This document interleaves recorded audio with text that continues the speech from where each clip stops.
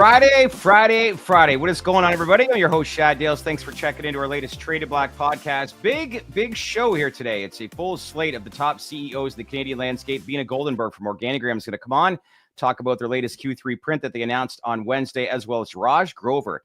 He's coming for the Germans. Big announcement yesterday, as he's going to have a major stake in that German market with the 51% acquisition of REMEXIAN Pharma. So we'll have him on in the second segment. So good show back to back here today. So leave your comments below if there's any questions you want us to ask Raj or Beena as the earnings season continues to roll on. And again, another great print by Organigram amongst many others in the space. So with the actual numbers itself, let's get into it and welcome in AV first here on a Friday morning. Good to see you, sir. How are things?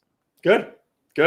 It was the Joe Rogan actually led off his podcast yesterday talking about cannabis legalization and rescheduling, what Trump was proposing to do. Got into Mexican cartels and how the California market has kind of let that stuff flourish. He's got a pretty big audience. So does Wiz Khalifa, who was also talking about cannabis rescheduling yesterday. So some big voices in the room are starting to get the talking points and start to get on board with what's going on. Yeah. Some real encouraging momentum building towards it and more people. I know there was a couple other pieces that went out, but I won't get into that. But all in all, it's good to see rescheduling continues to get a lot of attention right now. And I think it's important just to educate people because I do think when I look back at that reporter that asked the question to President Trump the other day, it was great that President Trump commented and gave somewhat of a timeline. But there really is a distinct difference between rescheduling and just, rescheduling to a Schedule 3 that many people that don't follow the space think what it is. Like thinking that, major cities are going to become like potheads. And this is all about medical research. This is not about legalizing cannabis across the country. But I think that needs to be at the forefront. There just needs to be more education for some of these people that are non-traditional voices that don't follow the space. That's my take. And I'm sure, like when you ask the question, or President Trump said, we need to keep it out of the hands of children. Data shows, that we're seeing youth usage go down in certain cities. And, it's like, thanks, Captain Obvious. Of course, we don't want this to be in the hands of children. And I think a regulated market eventually in due time makes sense. And again, there needs to be more education on the industry as a whole as to what people understand about what really rescheduling is about. That's my thoughts. Yeah. I mean, I think that there's a stark difference between rescheduling and legalization, obviously, but you also look at some of the conservative voices as well as some of the prohibitionist organizations that are voicing their opinions against rescheduling and ultimate cannabis legalization, saying that adult use led to these cities and states kind of descending into or deteriorating rapidly. I mean, they don't tell you the whole picture. They don't talk about some of the policies that were put in place. They don't talk about defunding the police. They don't talk about the opioid epidemic. There's a lot of things that have contributed to, let's say, some of these blue cities and blue states in the United States deteriorating to a certain degree compared to, let's say, some red states.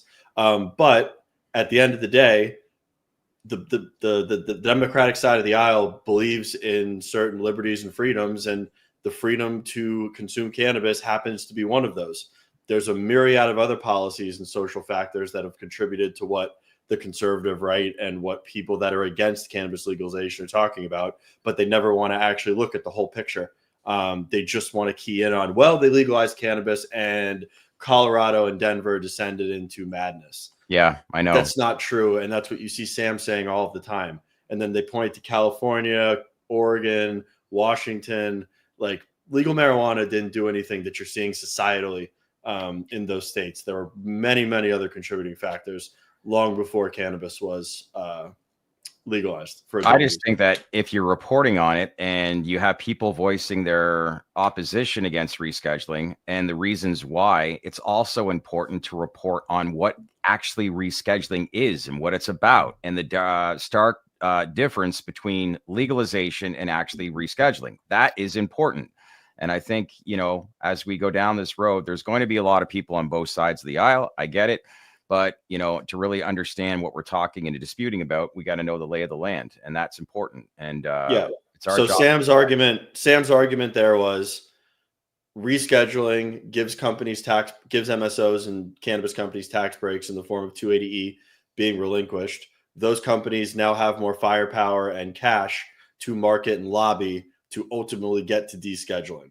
That's the way that they're thinking about it, saying that rescheduling is going to cause more harm down the road, which, like you said at the beginning of the show, I mean, the data shows youth usage going down, adult use cannabis not having negative effects on society. If anything, you've seen net positive effects in reduction in opioids, harm reduction, youth usage rates going down, the illicit market getting reduced. They all point to the positive and the contrary of what they're saying.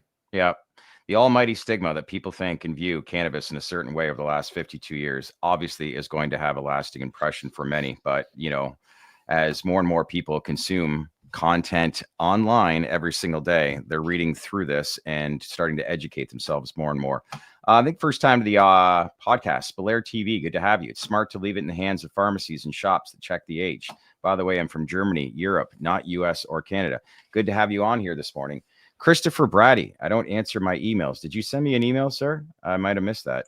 Anyways, I'll check it out if you did send me something over to me. Let me know if it was yesterday, today, or a couple days ago. I'll check in my inbox, but apologies if I didn't get back to you. With that, we got a good show here today. We got two major Canadian CEOs, Organigram's Beena Goldenberg and High Tide's Raj Grover. So with that, let's welcome in our first guest, Beena Goldenberg. Back to the podcast. Good morning. How are you? Very good. How are you? Good. How's the summer been? Good? It's been great. Yeah. Good time of year to be in Toronto. Great city in the summertime. But also what was great was your Q3 numbers. You posted $110.2 million in gross revenue. That was a 73% year-over-year surge in net revenue. Another good report we're seeing in this earnings season. So when we look at this quarter, we've talked a lot about having a full quarter with Motif under the books. Was this kind of like what you envisioned when you obviously acquired Motif, and where you're at right now? Are you happy with where you're at with your latest numbers? Oh, we're very happy with our numbers. Look, hitting over 100 million in gross revenue a quarter is just a tremendous growth for us, and we're really seeing the benefit. We liked Motif because it was accretive to our business, right? They got us into the vape business that we really weren't in, and additive to our infused pre-roll business. So really nice fit, and we're really seeing the benefits as we're seeing our revenue. Like you said, our net revenue up 72% year over year, really driven by Motif, but also we're gaining market share. I mean, we ended July, again, with a 12% market share. Next best competitor to us down 2.8 points below us. So really the leader across Canada. We're the leader in vapes and in pre-rolls and in concentrates. And we're, top 3 in flower and gummies. So really a strong performance and across Canada, strength in every region across Canada as well. Great. So go ahead, Anthony. I was going to say, with those leadership positions and those products, how hard is it and how much emphasis goes into maintaining those leadership positions in those product lines? And is it more so an emphasis on, let's say, keeping consistency in the products that are resonating with consumers, or is it constantly innovating and bringing new products to market and selling into those consumers that are already gravitating towards your brands? Yeah, it's an interesting question because I'd say it's both. There's a certain amount of consistency and quality that brings consumers back. And we'll talk about our Shred brand, where our Shred brand has one of the stickiest brands, like in terms of repurchase rate. In milled flower in particular, we have an 81% repurchase rate. So out of every 10 purchases, 8 are people that are coming back because it's consistent. They know the quality, they could trust it. So you've got that.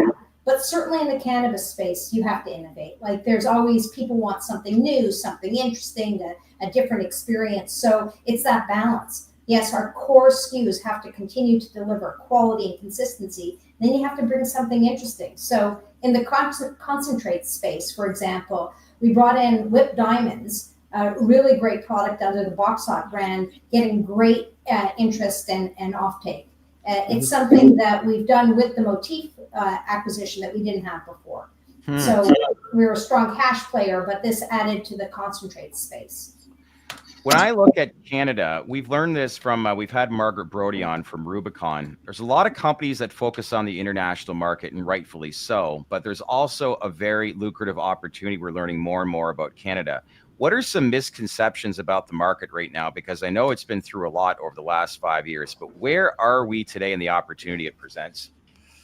Yeah, so I would say overall what you're seeing is really in the last couple of years, the businesses have matured. You're now in a place where a lot of the businesses that made it to this point are EBITDA positive, right? They're not burning the cash that they used to burn, but it's becoming a much more sustainable business. Yeah, there might be some smaller players that aren't there yet, but the big guys are all at that point. They're now running true businesses, really running, operationally effectively. So international, it's a piece of the puzzle for sure. High margin. You're not paying excise rates on international sales on flower. Right. And big demand, right? Germany, big demand in Germany, and I'm sure Raj will talk about that a little bit more, but there's demand there. There's demand in new markets opening up. So, you've got the UK actually, a little bit more momentum coming in the UK.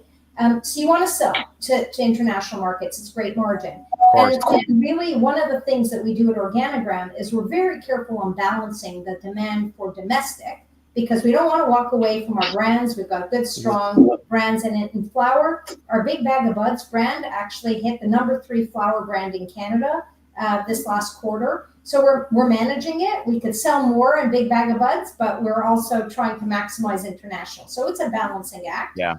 Some of our peers chose to walk away from some of the flower in Canada to sell more to international. That's a margin enhancer for sure, but we believe you got to balance them. It's really important for us to maintain our market share position in the Canadian market. Makes sense. Yep. Is there a supply imbalance right now domestically in Canada, which is why we've seen prices start to trend up in terms of dried flower? And as there's more international markets coming online, do you think that certain LPs will start to deploy CapEx and expand their infrastructure to meet that demand, or we're going to see an increasing supply shock in Canada as it relates to domestic flower? Yeah, no, what's happening right now, you've already had several of the major players talk about expanding capacity. Probably from what we've added everything up, it's probably about 120,000 kgs of more capacity that will come online in the next year. But everybody is doing it based on international demand. I don't really think we're going to see a big swell of flower in Canada where people are starting to discount it again. I think there's enough demand internationally, and we have great quality product. Yeah. And while we hear there's markets, there's markets like Colombia, and there's a discussion of what might be coming out of Thailand and South Africa. The truth is the quality of the product in Canada, as more and more of the Canadian players are getting to EU GMP, taking out the middleman, that's going to make a difference. So I, for us, we've been advocating with the Liberal government in Canada to say, you got to get on a national cannabis export strategy. We have a great quality product. We got first mover advantage. The US can't do it. This is our opportunity to really build a strong business. It's very profitable. Yeah. Germany reigns supreme internationally. Is there any other markets that may surprise you about maybe that people should understand or know? We look at Australia, we look at the UK. Like, what markets internationally are maybe in some ways growing more exponentially than what you originally thought, or is that the case even? Well, listen, Germany is going to be at the top of the list just basically because they got 80 million people. So it's a big market and it is growing. Australia is about the size of where Germany is, but Germany has more upside because there's just not as many people in Australia. I think the UK is a really interesting one that we're watching carefully. Like it's slowly evolving, but there's some momentum there and it could be another big market. So we're watching that one. A lot of people will talk to you about Poland, Czechia, but we keep hearing new markets coming on board. I mean, France, there's some talk about that market. Italy's expanding as well. Yes, I think this is something that's going to evolve, and but again, Canada has a great opportunity to capitalize on it. And the other thing I'll say, sort of a bit of a change from Germany to Australia for us is, while we sell a lot of flower to Australia as we do to Germany, we're really excited about Australia selling in things like vapes and gummies, because we're working through some of that right now. And, it allows for derivatives, derivative products to be sold. And that's just a whole other side, right? Because you're going to get into this flower supply issue, but derivatives, there's lots of available capacity to take advantage of. Well, one thing that's obviously been so attractive about the EU has been pricing in terms of what you can get on a price per gram basis with exporting versus keeping it domestic.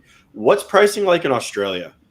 Is it just as strong as what you're seeing in the EU, or is it more closer to, let's say, what you're seeing domestically in Canada? Yeah, both of them are much better than Canada, because remember, Canada, you're paying excise, 35% off the top is going to excise. So crazy. So both of them are going to be significantly more interesting. I'd say, depending on the customer, the pricing isn't very different between Australia and Canada. There's just so you're still commanding. Yeah, you're still commanding a premium price, and that margin's there. Absolutely. Okay. Let's hope this Carney administration starts to hear your voices more and more, right? But I know he's got it. We continue to advocate. Actually, interesting, this week, the Ontario Cannabis Store worked with Deloitte to come out with an economic impact paper on cannabis. So it was really interesting. I mean, it talked about how much GDP was generated from cannabis since legalization. It's close to 80 billion, and how much tax revenue the government has made, which is 30 billion. And they have to be looking at job creation numbers at 100,000. They're going to be looking at these numbers to say, boy, are we missing the boat by not jumping on board, right? That is a wild number. Wow. Yeah, they're big numbers, and I think important to say this industry isn't going away. And I know you were talking earlier about the comments about rescheduling and in the States. I would say, for a company like Organigram, while rescheduling doesn't really matter because it's not legalization, it's not going to impact our ability to do any plant touching in the US because of our NASDAQ listing, but it does send the message that this is getting more mainstream. It does change that stigma message, and I think that's how this market is going to mature and evolve. And so I think it's a good signal. It's just taken us a long time to get there. How are things looking in the US and Canada with the collective drink acquisition from a couple quarters back? Yeah, so we've only had 3 months under our belt, and learning a little bit as we go, but really excited about this opportunity to hemp D9 beverages, and it's it's expanding. You hear the soccer mom is really into this. You're getting all these articles that are coming out. We got our direct to consumer site up and running in the US, and can now sell to 25 states. We continue to build distributor relationships. We expanded our SKU base from 2 to 9 SKUs. So we have sparkling juices, sparkling lemonades, and we have a sugar-free soda line that's out there. So really excited about the potential of this business and being able to market to consumers. What a pleasure. You can't market our products in Canada, but we're online, we're marketing and in store, and it's a pretty exciting opportunity. Just scratching the surface so far, but we do believe there's lots of upside here. That's another reason how Canada has missed the boat, even for marketing opportunities. I don't think people really truly understand how many restrictions there are about what you can and can't do. Well, there's not a lot of cans, but there's a lot of can'ts, that's for sure. But yeah, that's a huge difference in the US compared to Canada, right? Right, but I will say one thing. We are getting some good messaging on cannabis beverages in Canada too. It's still early days, but we've got Alberta allowing cannabis beverages to be sold at festivals. We've got BC looking at the same thing. And we've got, even New Brunswick talking about piloting alcohol stores that actually have cannabis beverages in them. Now, that's not firm yet. The timing hasn't been disclosed, but that's the beginning. They're watching what's happening in the U.S. hemp hemp D9 space. And they're I saying, bet.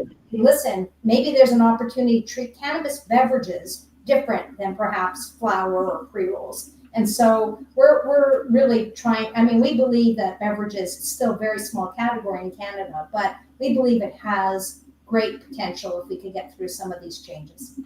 I firmly believe a lot of doors are going to start to open up more in Canada, just in how they look at the industry if a rescheduling announcement is made. I know lawmakers may look at it differently at Washington and may look at different congressional bills that might make some more momentum compared to what's happened in the past. But if that all comes to fruition, I can't help but believe that Canada legalized it federally, but there really hasn't been much of a strategy beyond that. And I think this is some of the things that we talk about the Trudeau administration and what they put the country in the last 10 years. $80 billion since legalization is going to get you a seat at the table to have a proper conversation. But does that not seem like only a matter of time before you and a lot of the thinking heads in Canada actually have a conversation with Prime Minister Carney? You know what, I want to believe it, that we have some big numbers to talk about, but, you know, unfortunately, trade story is top of their agenda, right? And so that's kind of the challenge right now of breaking through with any other agenda item. Yep. What else can we touch on? Oh, you closed your final tranche with BAT. Am I understanding that correctly based on your latest earnings that you announced? Is that correct? That was last quarter. We closed our last tranche in February. And so we still have $59 million in a Jupiter pool that's available to invest in internationally, which was the focus of the Jupiter pool. So I think we're really looking at different opportunities. Certainly Raj's news is something to think about as well. But you know what, we're, like we said, we did some great work with Collective in the US hemp D9 space. So this is an area we'll continue to look to explore. I did want to talk about gummies for a second. We actually in the quarter, well, actually in July, hit our highest market share in gummies in the last 12 months. And it was tied to our party pack. So we've got our Shred'ems party pack. It's 10 by 10 milligram gummies. Now they all have to be individually wrapped inside of a big overwrap, but we're finally getting a 100 milligram package to consumers, which was up until this spring, the cap was 10 milligrams. And now we are starting to see people move from the illicit market into the legal market because, you know, buying one gummy at a time was ridiculous. And now we put product out in market in Alberta and BC, and it sold out in 2 days, like unbelievable. So I think there's going to be a real change in the gummy space with these multi-packs coming out and really see that move from the illicit into the legal market, which I know the retailers wanted to see, we wanted to see, and this is early days, but I'm pretty encouraged. Wow. So with that multi-pack, that's I guess a broadening out of the regulations that Health Canada originally set out. So you can now have 10 individually wrapped pieces within a master wrapper or a pack. It doesn't surprise me that the sales metrics happen to be climbing with that. I mean, I know a couple edible brands in the States, their best seller is it's 10 100 milligram gummies in one pack for like 1,000 milligrams, and it's their best seller across, which is crazy, but it's still their best seller across the board. The consumer wants a decent amount of THC servings per purchase. Because when we went up to Canada a couple of last year, and we were actually in one of Raj's stores, all of the individual gummies were per piece. It just makes no sense. From a now we still have the cap of 10 milligram per piece is still a cap, but we can now do more pieces per pack in one overwrap. And that same thing applies to many other categories. We'll be seeing many more multi-packs coming to market as a result of this change in regulation. Can you do that with pre-rolls in Canada currently, or you can? Well, this is the change that's happening. So you will see more of these multi-packs of pre-rolls or infused pre-rolls, and we're pretty excited about beverage multi-packs. I mean, look, you can now buy one can at a time. I mean, that's not how people buy beverages. So there's going to be an opportunity there as well. What demo are you seeing the biggest growth, or is it across the board? We're seeing growth across the board. I mean, it's a pretty exciting time. I mean, you've got more people coming into the stores. You know, it is evolving. This category is evolving as we speak. So, pretty excited about the momentum. The market continues to grow. It was up 6.6%. This is a market. I mean, we've been legalized for over 6.5 years, and we continue to see pretty buoyant performance across the market. Where does time go, right? And speaking of time, I think this is going to be our last interview with you because as you announced back in June that you are going to be retiring. So listen, it's been great, obviously, speaking with you. But if you look back at your tenure as CEO of Organigram, what comes to mind? First of all, it's been a pleasure being part of your show and chatting with you guys. If I look back, I think about the last 4 years at Organigram, and I really feel like the business, like the industry, has matured so much. I mean, you know, when I joined, there wasn't even a good retail outlet selling cannabis in Canada. I mean, Ontario was completely understored. Boy, very different story today than it was back then. Remember those days? There was not a lot.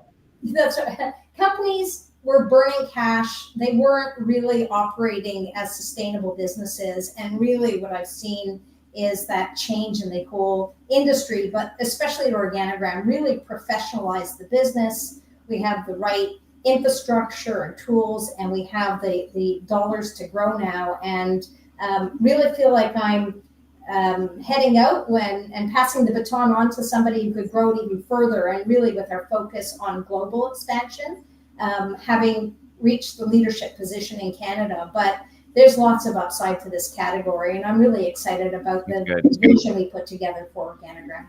Yeah, I don't want to well, how's the search going as far as the CEO? Is that something you can comment on? Like, do you guys see an announcement, happening? Obviously it's going to have to happen soon once you're officially retired, but how is that progressing? Yes, we actually had some board meetings this week, and they talked about the fact that they're quite pleased with the candidates that they've seen. They are in the recruiting process right now and expect to announce fairly soon. They did ask me to stay on for an extra they did. Okay. week. So originally I was going to end the end of September. I'm now staying on probably to the end of October. Look, it was, for me, it was a decision of when to move on to my next chapter, and, whether it's September or October, it doesn't really matter. It's really about doing something new and passing the baton on and making sure there's a proper transition with the new CEO, because I'm still a big shareholder, like to make sure that this business does. Time to get caught up on your golf game, right? Or get started on it. Yeah, exactly. Listen, on behalf of Anthony and I think everybody here in the community that we've built out here, congrats, obviously, on your retirement, and job well done over the last 4.5 years. And really appreciate getting to know you more and more and more in the direction that this company is headed. But more importantly, even if you are officially retired, feel free to reach out to us anytime. Okay, Beena? Perfect. Thank you. All right. I will. Thanks, All right. Beena. Enjoy the rest of your summer. Take care. Apologies. The one question, I had a freaking stat that was from Q2, so apologies that to everybody. I don't know what that was. Interesting data point that they're starting to lightly look at selling hemp beverages and THC beverages in liquor stores. That's going to be interesting if that trend catches on in Canada. You know who owns a hell of a lot of liquor stores? Who? SNDL. Without Canna. Ding, ding, ding. Good point. Yeah. So I'm going to be curious to talk to Zach about that. And that's going to be an interesting data point. If that catches on provincially throughout the entire country, I would see them being a big net beneficiary of that trend. Yeah. That's a very good point. We got to roll along because I know our next guest has a tight timeline, and let's bring him in. CEO of High Tide, Raj Grover, back to the live stream. Good day, sir. How are things? Man, was it great to see you. We actually have a little bit of surprise for you. Let's bring in our other guest for today's podcast as well. Just to surprise Raj. Whoa. There he is. I was happy to see you both. Hey, well, hi, guys. Good to see you. And man, it was great seeing you in person a couple of months ago in Berlin. What a city in June to go. Isn't that incredible city? That was amazing. We got to hang out. We got to sit down together and hang out property. That was awesome. Had a great Yeah. time. Well, look, the German market, I was very impressed with the turnout, the exhibitors at Mary Jane. You and I sat down in person, had an interview. You finally made the announcement. You have a 51% stake now in REMEXIAN Pharma, and all they did was do 7 tons of cannabis in Q2 alone. So walk us through what this announcement actually is, meaning from an operation and an execution standpoint. How's it going to work, Raj? So now you know why I was so excited and full of energy Yeah. when I sat down with you in Berlin. The You 2 were weeks excited. turned out to be 2 months. I said it could be 2 weeks or it could be much longer. You did. But You did. it had to be the latter. But we're very, very happy that we're here. Now I can share a little bit more. We were on the table with REMEXIAN since almost March. This is how long it took us. Wow. Detailed due diligence. They're a private company. So, they had sister companies that are attached together, very normal in private companies. So we had to detangle all of that stuff to acquire a majority stake. Takes time, but thankfully our investors were patient. And here we go. We announced the transaction. This is a transformational transaction for HITI. I bet. Given we're the largest retailer here in Canada, we have been for quite some time now. In fact, for good 4 or 5 years now. But this is a new geography for us. This is a brand new market. This is the world's largest federally legal market currently. And we are starting with an operator that sold 16% in terms of grams sold and grams imported. Total grams imported into Germany, and we know Germany is an import market for the most part. There's Demican, there's Aurora, but very little grow. So 43 tons came into Germany in Q2.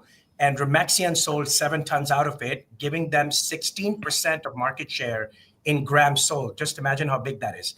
In Canada, we're sitting at 12% market share, and we're the largest here in the country. And we're starting in Germany at 16% of grams sold. I couldn't be more happier. Wow. Well said.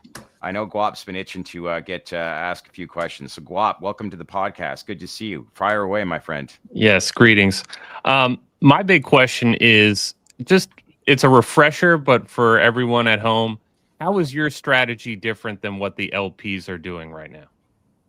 Materially different, Guap. So I've said this before, and I'll just reiterate that for everybody. So each LP, I was listening to Beena. She's so good. Very much admire the Organigram business.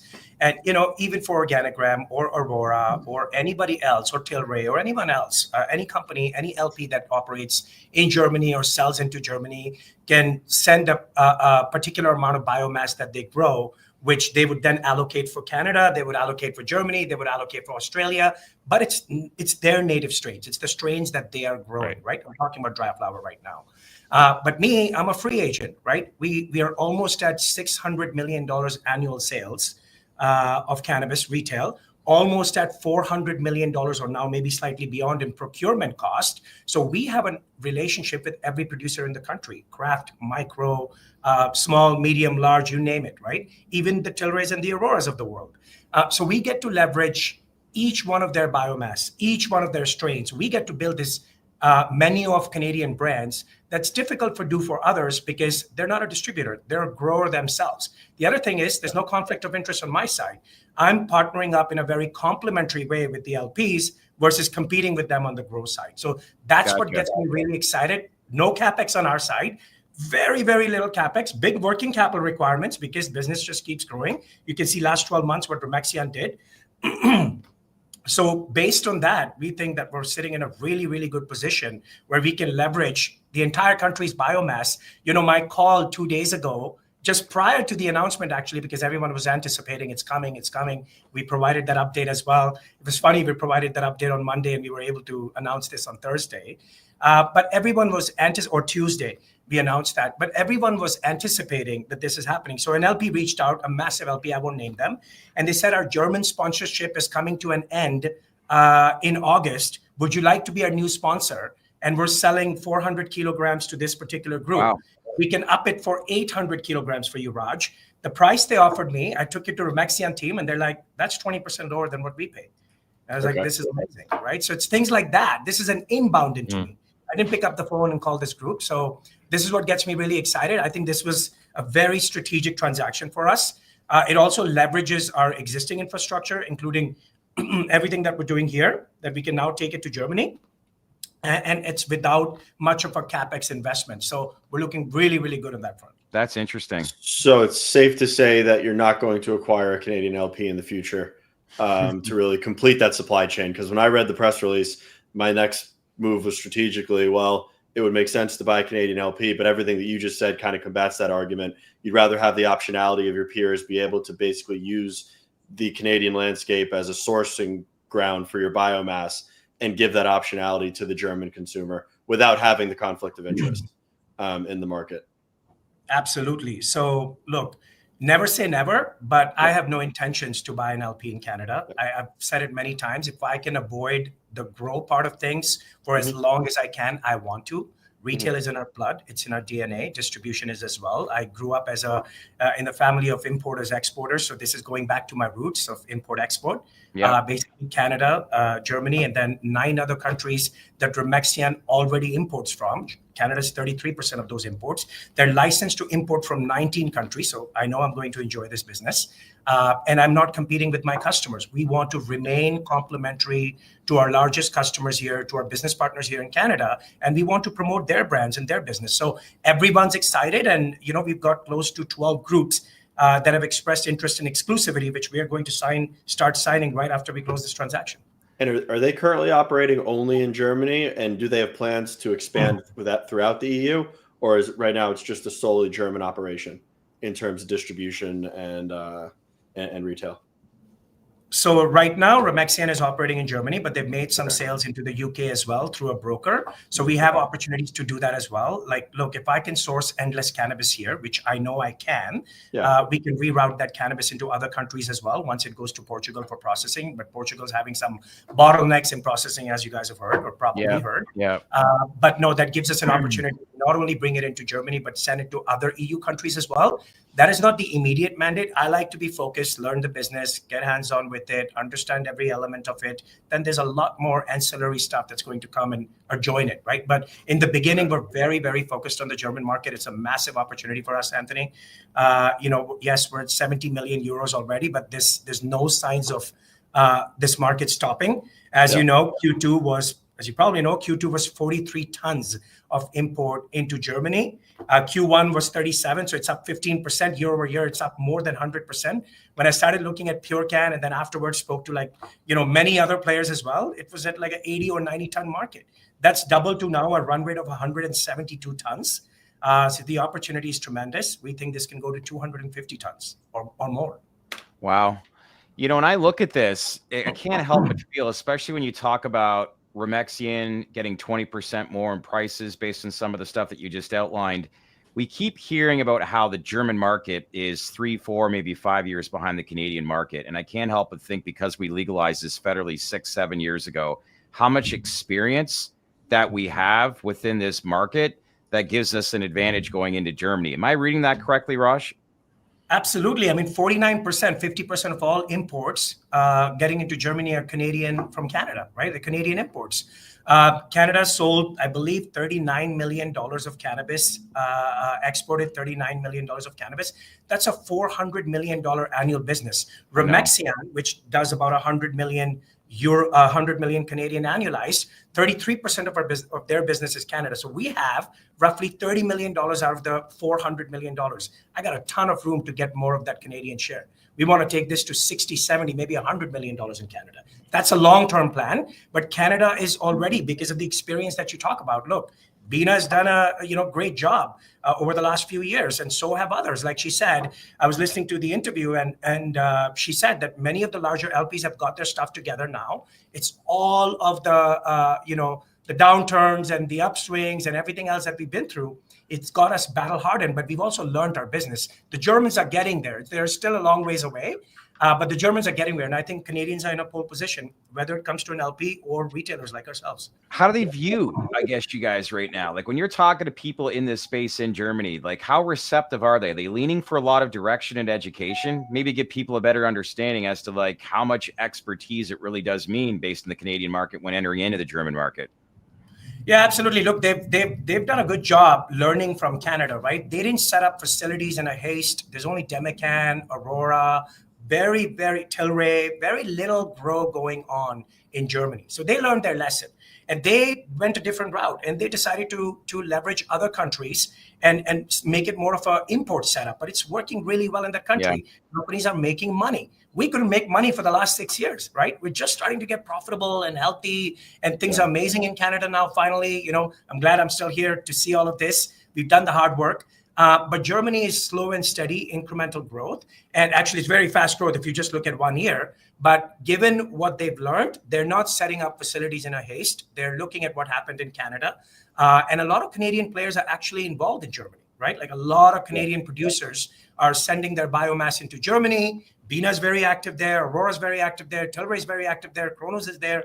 There's a ton of Canadian producers there already, but they're leveraging their biomass from Canada. So Germans are very much looking at what we're doing here. And I think it's a great setup. It's a different setup than what we have here, but I think it's a great setup we have there. Yep, makes sense. Do you have any concerns with some of these draft laws that are being tossed around right now in terms of that impacting the business? I know it could give you a little bit of pause, but I know you've got boots on the ground and you've got a really good feel for what's actually happening and how it could turn out in terms of the advertising restrictions and the telemedicine stuff, the chat bots giving out scripts. They're trying to cut down on that. How do you see that playing out, and do you see it impacting what you've just set up? Thank God we live in Canada, and we've seen what we've seen in the last 5-6 years. So yes, there could be disruption coming, but we've spoken to the entire industry. What they've proposed is a proposed draft language around mail order cannabis deliveries, which they want to stop, and also the telemedicine platforms, and rightfully so. I mean, telemedicine in Germany's got out of hand, right? It's basically questionnaires. It's got out of hand.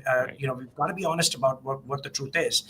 And they fill up the questionnaires. You don't even have to do a Skype call or a Zoom call, and you can get a medical cannabis permit to buy your cannabis. That shouldn't be allowed. So they are going to change it, but no draft bill ever in Germany's history has ever passed in its original language. So the industry is very sure, multiple stakeholders are very, very sure that there's multiple paths ahead. For example, clinics, that this even if it was to go ahead as is, the clinics are not touched by this language. Shad, you might remember in Toronto and Calgary and before, like in Canada, we had these clinics that were being set up in 2014. I remember. Zoom calls, Skype calls with the doctors, get your license, right? Anthony's smiling because it's the same setup there. They're already doing that in Germany now. This is not covered by the draft language. Right. And again, right? So that infrastructure is already being set up. This is not going to come into effect at the earliest 6 months, at the latest maybe 12 months, right? Some sort of change is coming for sure, but it's not going to be that drastic in nature. That's industry consensus. We're quite sure that after an adjustment period, things will go back to normal. It's still a long ways away. SPD, which is a coalition partner of the CDU-CSU, is not happy with the proposed language, and they've made that very, very clear. There's also some other issues that are not going too well between the two parties. So, they can bring the government down if they want to. I don't think they do that for cannabis, but there's a lot of other stuff that's going on. So there's so many blocks here. There's stakeholder engagement, industry send their comments. It was all submitted on August 1st. And I think they're going to review it after parliamentary holidays around October, November. And then earliest something comes into existence, new language comes into existence as law in January, latest by July, but we're not concerned. No, and we've learned that too in previous interviews. Why am I drawing a blank, Anthony? Who's the lawyer that we had on recently? Anyway, Franzi? I don't want to Franzi. Yeah. I didn't want to butcher her name. It's just going to be more structured, but whatever you've got now, it's not scaling back. But rightfully so. You make some valid points, Raj, about the telemedicine, and we've seen that firsthand in Canada 6-7 years ago and what that was creating. But yeah, like the amount of prescriptions and overall, just the amount of registered medical patients in the past year, how much has expanded. They have to look into that. But I know there's always been that conversation that could there be something pulled back with this new government? And every single time we have somebody on from Germany, it's not getting pulled back. It's just getting the proper infrastructure put in place, right? And we need that as an industry. Yeah, of course you do. Wild West forever. And again, it was a new market. People figured out loopholes, took advantage of it, but all players are not equal or not similar. And the players that are doing it right, we want to do it right. REMEXIAN is doing it right. We want to make sure, there's definitely a playing field that is equal, and it's also not pushing recreational customers into the medical field. So from that perspective, something should happen, but we're not concerned that the draft language is going to go exactly how it's written. And even if it does, like I said, other infrastructure is already being built to take care of this issue. Yeah, makes sense. Anyone else? Did you go ahead, go up? Yeah, so I do want to celebrate this, but I'm always looking ahead, as are you, I'm sure. 4D chessing. What are you doing to position yourself as a retailer? Because I know that's what you want to do. I know you want to run a similar game plan, have some Canna Cabanas in Germany at some point. Obviously, the prospects of Pillar 2 got dampened a bit. But in terms of, I saw something in the press release about you submitting an application, and so I'd love you to talk about that a little bit. Yeah, so we put in the application. We did the hard work, Guap. We got research professors on board. We tied up with the university. We've submitted this pilot project proposal. 56 or 58 applications have gone into date. Many have got rejected. We have not got rejected yet. No one's got approved yet. There's a very little chance this project goes through, but there is a chance that project goes through. And if that happens, it could be an exponential opportunity for us in terms of Canna Cabana stores in Germany.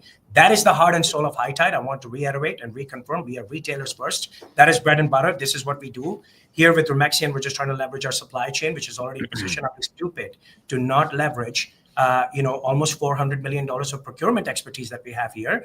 But our core business is the Canna Cabana stores. And I may have something exciting to announce about a Canna Cabana store soon, somewhere. So stay tuned on that. But yeah, we're very much focused on store growth.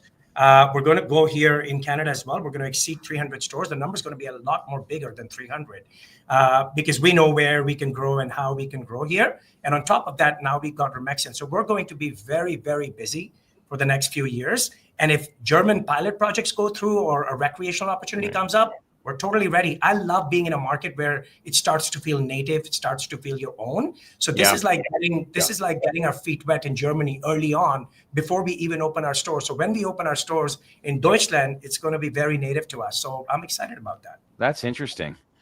That makes you feel like you've gone somewhere, right? When you had definitely opened up a store. And like I said, what a great city Berlin is, especially in the month of June. Wouldn't be a bad idea if we could be allowed to do a podcast from there during Mary Jane. What do you think, buddy?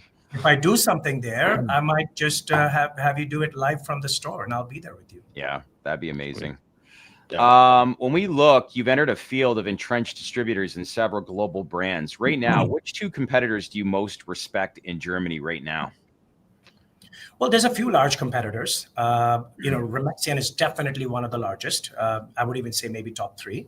But there's others like Sanity Group, who you all know, Finn. There's Inua, it's also a private company. Sanity is also a private company. Can Medical is also a private company, also large. Can Sativa, also large.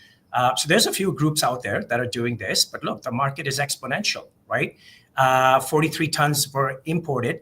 Out of that, 7 tons were Remexian. There's a lot of room there. German market is hitting close to 1 billion euro. It should be over 1 billion euro by the end of this year alone. So yeah, there's a few other players out there. There's not many publicly traded companies except for Entourage, which is also a player in the field. I believe they have a pretty high revenue like Remexian. But other than Entourage, publicly traded, everybody else is private. Yeah, and still a very young program in place in Germany. Some of the illicit markets numbers I was hearing when I was over in Germany was crazy, to say the least. And, let's face it, that's where there's huge growth opportunities, because as you regulate it more and educate the country more, and let's face it, we've heard that legalized products are actually cheaper than what the illicit market is, which is unheard of. It's staggering, some of the numbers that I heard that are still in the illicit market, but that's going to be par for the course, and something early on. And as that changes, you can understand why there's so much optimism in the German market right now, from what I learned back in Berlin in June. So we'll see how that materializes. Yeah, I remember when J Boogie 5000, Jamie Pearson said, of the 85 million people, or 84, 10% self-report using cannabis. So that's 8.4 million people. Right now, you've got roughly 1 million people who are in the program. That's 7.5 buying on the illicit market right now. That is up for grabs. So that's the exciting rampart, and that 10% could be low. And after society wraps their head around it, and it could go above 10%. So I do have to ask the question. We've talked about earnings day share dumps in the past. And we saw, I was anticipating this move for a while, and it could explain, I guess, why high tide's gone up 75% over the last few years, while some of the MSOs have struggled in terms of share price. But it's hard to see the relative strength of high tide versus some of the MSOs right now. They're having their moment. But can you give any color as to, because I'm not a financial forensic investigator or anything, but I saw some pretty funny stuff in pre-market on the announcement. So if you want to talk about it, I'd love to hear about it. Wow. Great minds think alike. So I will tell you this, that getting Remexian is a big deal, right? Like, we worked on this transaction. We patiently worked on it, got the right partner, didn't do the deal with PureCan, which was tiny in nature. There were other reasons for not doing that deal, not that it was tiny in nature. But we got Remexian, and I honestly, me and the entire management team, the board, we were so excited. Woke up at 5:30 in the morning with a black coffee, looking at the screen. This is going to blow it up. We were all thinking massive double digit that day. Yeah. And pre-market was crazy. We traded 200,000 shares pre-market. Sometimes we trade 100 shares, right? 50 shares. We traded 200,000 shares pre-market. It was a big deal for high tide. And we're up 9.5%. It just goes 1, 3, 5, 7, 9, 9.5. And then a large seller comes in, and in pre-market tanks us down to negative 1.6. Yeah, I can't believe you watched that too, because I watched that too. We all watched that, and we were like, I watch every day. So, call it a conspiracy theory, but I gotta Right. say, like, there's got to be somebody out there who benefits by ruining or killing our momentum a little bit, because we have a great story. I mean, you talked about our earnings. How many quarters can you remember that we didn't kick butt, right? That's what we're doing. Nothing's changed since I reported my last quarter, right? And it was very disappointing. I thought it was a double-digit stake. This is the deal to do. We have amazing numbers to begin with. We already have an amazing existing business. This is now getting into an international business with a bang, right? Getting technically 16% of market share in grams. If you just look at the numbers that we disclosed, maybe it's not too exact, but very, very close. And then to have 3.5% up on that day, it felt very, very weird, to be honest. It was a weak day overall in the sector after quite a run, but still I was also expecting it to be an outlier, up 10% when everything else was flat. But it takes a while, I guess, for some of the institutions and investors to recognize the value of the acquisition. So in due time, I think that will, you can't get too upset about one day's price action, but it was weird. 100%. No, look, to everyone that's listening and to all the investors in cannabis, we are a great operator out there. We've been doing great things for years and years now. Nothing's changed. Nothing is going to change. We're very operationally focused. There will be deals like Remexian. Remexian can become a very, very big deal, not just in Germany that it already is, but also internationally. And this is what we're doing. And look at the deals that we're doing. I paid 3.64 times, as a multiple for this business. You tell me who else is buying businesses like this. I don't throw shareholder money 5, 6, 7, 8 times. You can. We convinced Remexian that you want to partner up with us because we're the lowest price guarantee here. And when this was the reason why I was publicly talking about it. Hey, we're coming to Germany because I wanted some inbound action. Everyone reached out. We talked to like 6, 7 groups, very large groups. We decided to go with Remexian, and Remexian knew they didn't want to lose this opportunity because they don't want 2 lowest price guarantees in Germany. Yeah. And this is the perfect marriage, right? So we're always strategic in nature in terms of how we're doing things. And at the end of the day, something's got to give, right? Like, I'm looking at some Canadian stocks. No offense to any companies. We feel we have better financial performance than almost all of them. And yet, if you look at my last 6 months chart, it looks weird when you compare to all of these, right? So call it a conspiracy theory at this point or not, but I definitely feel there's someone or a group out there that makes us look bad to ruin high tide's momentum, to see, the stock never moves. Yeah, they can do great things, but the stock won't move, right? But I don't think that lasts forever because we're going to continue to do great things. Yeah, I hear you. Yeah. Right now, it seems to be like a U.S. headline story in this industry right now. But I will say the biggest change that can happen in place or take place is just earnings, and people then start to understand the true numbers that are being produced. And that's when people get a real understanding. And Beena kind of outlined that with a full quarter with Motif and that acquisition. So I think people to really process what it just gets announced. They need to really understand. I think the only way you really understand the German market too is when you go over there and travel and you see actually what's happening. That's a real educational portion for a lot of people to really understand the growth trajectory as to what's taking place. But I think that obviously is going to help change things once you report your latest numbers pertaining to that, because by the looks of it on paper right now, that should be very, very helpful. But anyway, for me, it was like how many companies can you list that have free cash flow generating quarter after quarter that are listed on the NASDAQ that have a small float? Yeah. Same store sales growth, you know, Right. largest retailer in the country. I'm overselling it, but model. I can keep going. Yeah. yeah. Well, listen, appreciate the opportunity to check in here. I know that the announcement was made yesterday, so I like the quick turnaround time. But more importantly, job well done. Great seeing you again in Germany. Finally got a chance to see each other face to face. That was amazing. And let's keep in touch and keep up the great work. Okay, Raj? Absolutely. Looking All right. forward to it. Thank you, Raj. All right. Thank you, sir. Appreciate your time. Guys, thank you. Yeah, like you said, good point, Guap, because that is huge when you look on paper how much 7 tons in Q2 alone and a 51% stake in the company. And what was it? 16%? Yeah, he's worked, you know, for years building out 203 stores in Canada. Now has a 12% market share. He's starting in Germany with 16%, and the let's just say the growth trajectory of Germany is we've been talking about it for a while. So I'm excited. I know he is too. Guys, I've heard that the illicit market is almost 10-1 versus the regulated market in Germany. You don't agree with that? Oh, Germany, maybe. I thought you were talking about the U.S. No, I've heard crazy numbers about the U.S. illicit market too.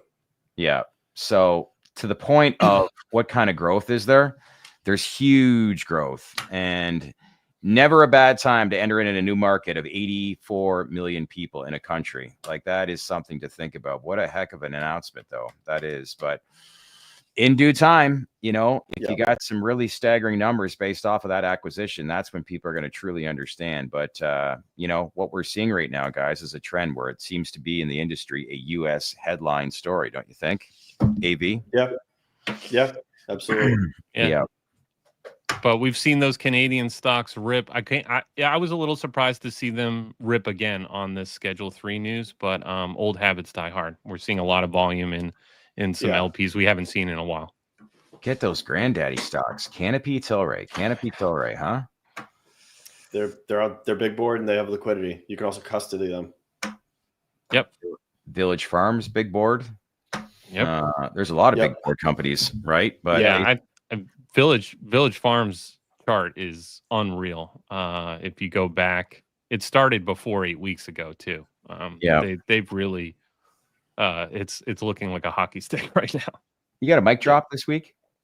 Not really. I could go grab the new puppy, but I kind of wanted to bring something up before we signed off. There was a story last week that we didn't cover that we probably should have, and it was a cancer patient in Pennsylvania that died from a fungal infection that was actually matched to a fungus strain that was found on her medical cannabis product that she bought in the state of PA. It's a one-off. I mean, I think it's very isolated. I mean, you had a patient with blood cancer that was using cannabis to counter the effects of chemotherapy. But I mean, at the end of the day, the product and the fungal strain, which was Cryptococcus neoformans, which is deadly in an immunocompromised individual, they took her spinal fluid, they cultured it. They took the infection site, they cultured it, and then they took the dried flower cannabis product and they cultured it. And the same genetic fungal strain was found to be congruent across all three. So at the end of the day, the cannabis product itself, THC, obviously did not attribute to the patient's death, but the fact that that fungus strain was on the product, it passed muster via the testing and the compliance levers that are within the market that got bypassed it. Apparently that fungal strain is also not being able to be eradicated via irradiation, which some of the companies do in Pennsylvania. Just really should give some people pause as to how we look at cannabis from a medicinal point of view.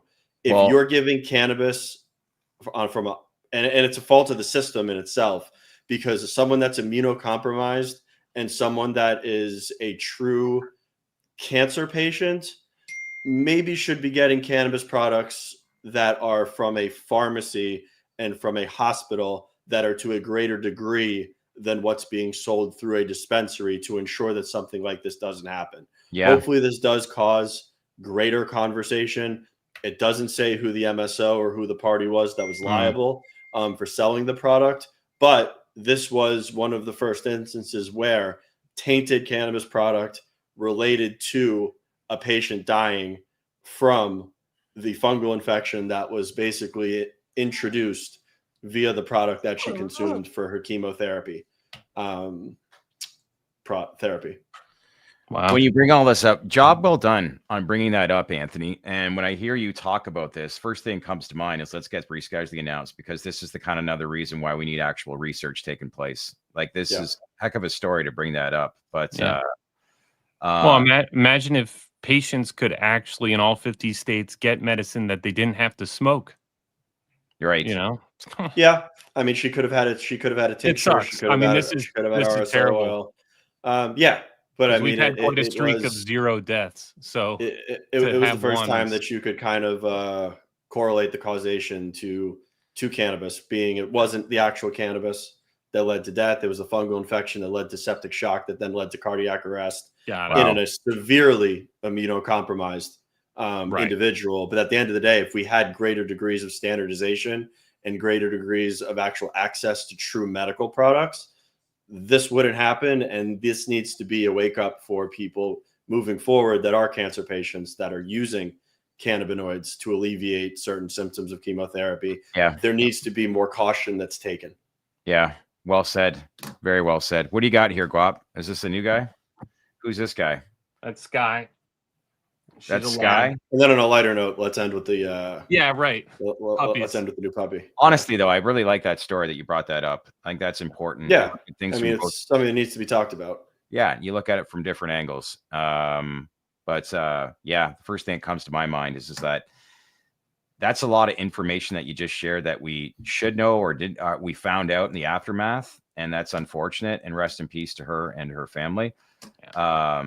Our condolences to her family, I should say. And why we need rescheduling. It's like, again, from the top, there's a difference between people assuming that cities are going to turn into potheads. That's not what rescheduling is about. It's about proper research, providing for people in pain. We need to find out what exactly works and what doesn't. And at the same time, too, we talk about a lot of veterans in place. That's the incremental steps that we want. And that's the research that we want. And the only way that's going to get done is by getting rid of some of these hangovers right now for businesses, AKA the 280E tax code. So it's the maturing of an industry, but at the same time, too, let's just please understand, people, the difference between actually rescheduling and assuming and thinking that this is going to be adult use and every single city is going to turn into a bunch of potheads. That's not the case. But Guap, did you want to add something? Your Poochie there? Or oh, no, maybe... I completely agree. I mean, it's funny to see prohibitionists get this desperate when they're just straight up spewing nonsense that just doesn't factually hold up. And that's what they do. And you know, throw spaghetti against the wall and see what resonates online and that sort of thing to try to influence things. But it's smelling a little desperate right now. It does. And I think for this industry really to go to that next step in the way we report it and present it, you have to bring it up from all different angles. You can't be raw, but you can't be trying to tear it down as well. It's just like, if people actually have concerns about it, explain to people what it actually is, and then leave the reader ultimately at the end of the day to determine how they process and interpret the actual news as to what's being announced. But I find that in today's day and age, and I know it's even when I used to work in mainstream media, has got a lot of clickbait material right now, and proper journalism seems to be out the door. But this is why video is good, because you can go into detail about a specific story and kind of explain your case and take comments for people to see whether or not they agree or disagree. Yeah, and I mean, at the same time, I mean, the thing is, too, is the guys that are talking out against cannabis and the prohibitionists, they're really easy to poke holes in. Charlie Kirk for instance, during the pandemic was the government is not going to tell me what to put in my body. The government can't mandate vaccines, but he's all for bodily autonomy. Meanwhile, cannabis, the government should control cannabis. You can't put cannabis in your body. You don't have the right to smoke it. And let the nanny state, let the government just keep it on S1 and keep it on ice moving forward. I mean, he's a walking contradiction. He's either been paid or he just has ulterior motives. But he literally tweeted, I think it was a year ago, no one should be in jail for using, selling, or I forget the third word, for cannabis. He literally had common sense approach to cannabis. And now it's like he's going on a crusade that rescheduling is going to be the worst thing the Trump administration could literally do for society. He's either bought and paid for, or he's just got an axe to grind for reasons unknown. I would say bought and paid for. That doesn't make any sense, but yeah, I saw him on Bill Maher's After Hours podcast, whatever that's called, and he brought up some very smart things and was very like, you know how Charlie is, and He's Bill, good. He's good. He's really good on certain issues, but this is just like lunacy. Bill cut him off and says, that's the part that concerns me a little bit about you, Charlie. And he got pulled in his tracks because he finally met somebody that was on the same intellectual level as him to call him out on certain things. But you're right. And yeah, Charlie's a very tough guy to debate. But he's got an opinion on everything. These guys aren't experts in this arena, though. No. And the way they conveniently conflate the illicit market and the legal market and the hemp market, it's not by accident. They're charlatans. They're paid. They're serving their masters. They want. They'll say whatever it takes to get the outcome, and that's nothing new. It's amazing to me to still hear people who believe that we can sort of like enforce and ban our way to some sort of like view or image of moral superiority, you know what I mean, like some puritanical level of nonsense. And whenever you ban something, it just makes people want to do it and drives it to the black market, which is what they claim they don't want. So I've always said, it's like if you wanna kill a hydra, you don't cut off one of its heads, you build a better monster and you unleash it, and that's what the legal market is. There we go. Well said, Guap. There's your mic drop. Yeah, there you go. I just brought up the volume a little bit. All right, gents, that wraps everything up here on a Friday. TDR, Trade of Black, Anthony Varrell, and Guap. What a week, though, it's been, huh? Nice to see, obviously. Nice week. I don't know about you guys, but I woke up every single day this week excited to talk about cannabis. And it's the mood of everyone we're interviewing and talking with has just... I know.